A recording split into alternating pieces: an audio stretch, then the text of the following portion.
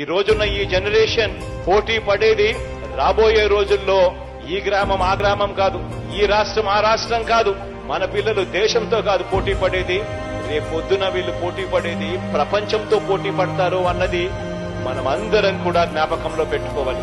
గత 30 సంవత్సరాలు మనం తీసుకుంటే వస్తువులైనా సేవలైనా టెక్నాలజీ అయినా కూడా ఇవన్నీ కూడా గత 30 సంవత్సరాలలో ఎంతగా మారిపోయాయో, ఎంతగా మారుతూ వస్తా ఉన్నాయో మనమంతా కూడా చూస్తా ఉన్నాం. తల్లిదండ్రులు పిల్లలు కూడా ఇవన్నీ కూడా ప్రతి ఒక్కరూ కూడా గమనించాల్సిన అవసరం. ఈ రోజు కావాల్సింది కేవలం అక్షరాలు నేర్చుకోవటం మాత్రమే అనుకునే చదువులు కాదు. ఈ రోజు కేవలం ఏదో ఒక డిగ్రీ తీసుకుంటే పర్వాలేదు అని అనుకునే చదువులు కాదు. ఈ రోజు కావాల్సిందే చదువులు, క్వాలిటీ చదువులు.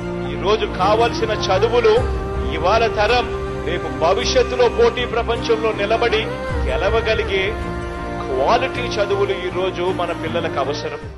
మరి చెప్పండి, ఎలక్షన్స్ టైం మరి ఈసారి ఎవరు వస్తే బాగుంటది అనుకుంటున్నారు? జగన్ వస్తేనే బాగుంటదని. ఎందుకని అనుకుంటున్నారు? జగన్ చెప్పిన మాట ప్రకారం అన్ని నెరవేర్చిండు. కరోనా టైంలో కూడా తను చాలా నెరవేర్చిండు. అంటే కొంతమంది అసలు లేకపోయినా గానీ ఆ టయాన రైస్ ఇయటం గానీ చాలా నచ్చింది జగన్ పాలన మాకైతే. మరి ఇప్పుడు బాబు గారు కూడా నేను ఇస్తానని చెప్పి అంటున్నారు కదా. 14 సంవత్సరాల నుంచి ఈయనలు ఇప్పుడేమి ఇస్తాడు? పింఛన్ కూడా పెంచింది ఫస్ట్ జగనే. అందరికి ఇస్తున్నారు వాలంటరీ అయితే. ఇంటింటికి వచ్చి నిద్ర లేపాల పాపం. ముసలి వాళ్ళకైతే పాపం నిద్ర లేపాల వాళ్ళు బాగా అంతా బాగానే చేస్తున్నారు. వాలంటరీ అయితే ఏ లేపించుకోవటం గానీ ఆ పలానా కార్డు లేదంటే ఎమ్మిటే రియాక్ట్ అయ్యి వాళ్ళ దగ్గరుండి చేపిస్తున్నారు బాగా. మరి ఇవన్నీ చేసినందుకు వాళ్ళు డబ్బులు తీసుకుంటున్నారని చెప్పంటున్నారు. అస్సలకి ₹10 బిల్ల కూడా మాకు ఆడ ఆశించాల.